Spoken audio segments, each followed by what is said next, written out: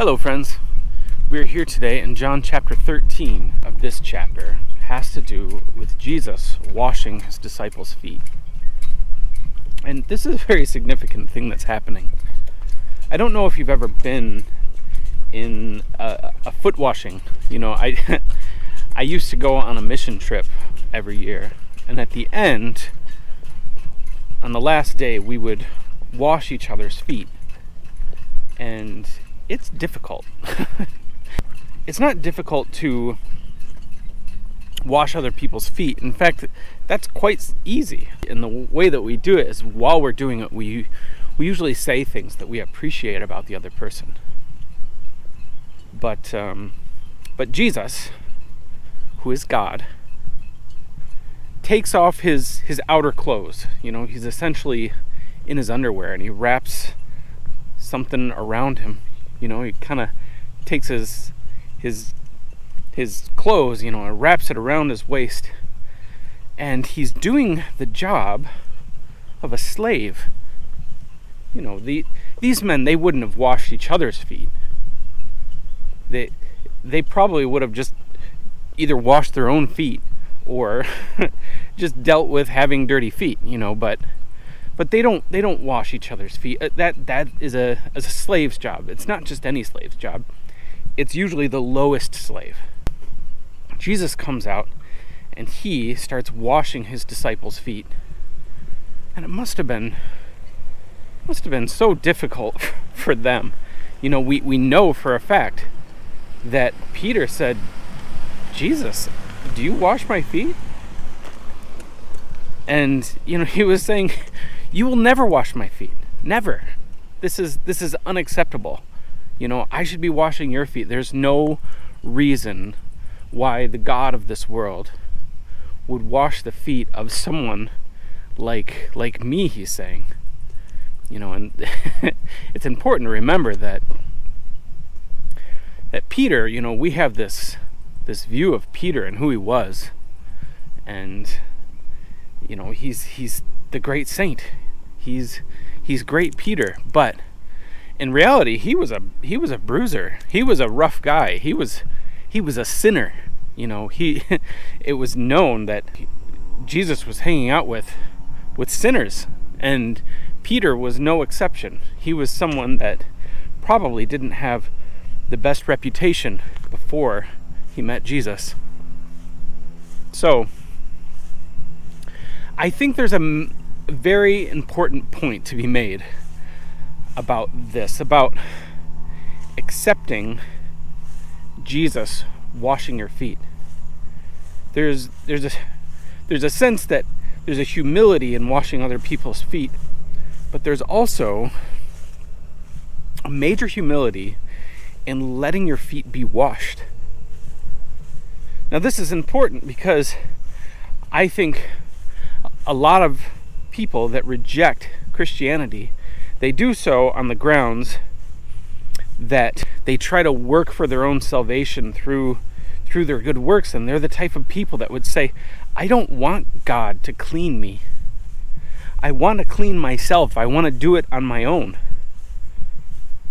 So Jesus tells Peter here, he says, if you don't let me wash your feet, you have no part with me.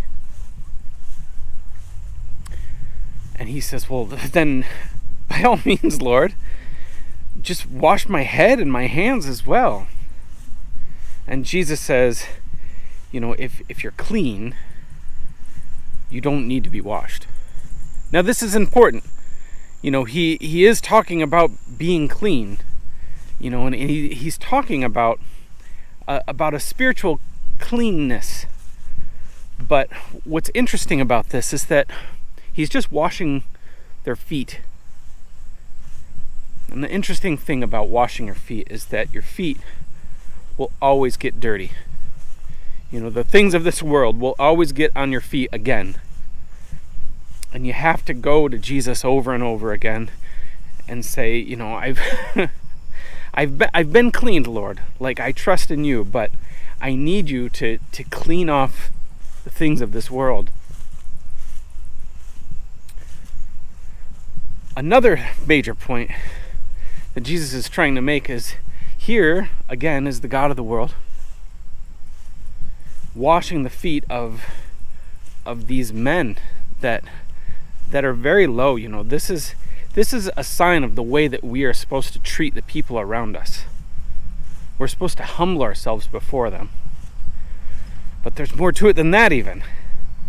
Because when Jesus is washing our feet, it has to do with forgiveness. He's taking away, these things of this world.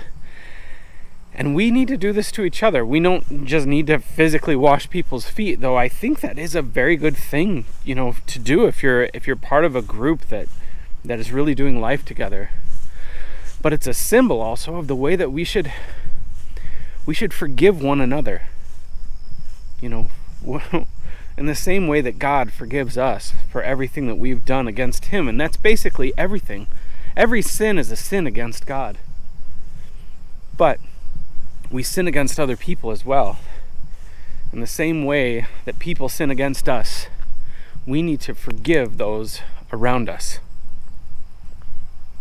So, Jesus is saying in this chapter, toward the end, He says, the way that people will know that you are mine is by how you love each other. I don't know if we're doing great in that area. I know that great Christians like Mother Teresa, just because of the way that she did this, the way that she kind of got down in the dirt, and she would physically wash people. She would physically heal people of leprosy, and she would just be with them. Even though she is Mother Teresa, she worked with the lowest of the low. When people look at Christianity today, I think they only see the hypocrites, the negative. And I would like to see us as Christians, me included, because I don't know how well I'm doing at this, to really serve other people in a way that everybody in the world around us would think, those are people sent by God. I know it's happened in the past.